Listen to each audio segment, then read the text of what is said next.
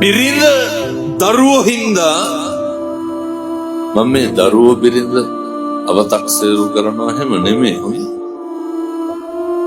ගොඩක් පවුල්වල සහෝදරකම් නැති වෙන්නත් කසාදෙන් පස්සේ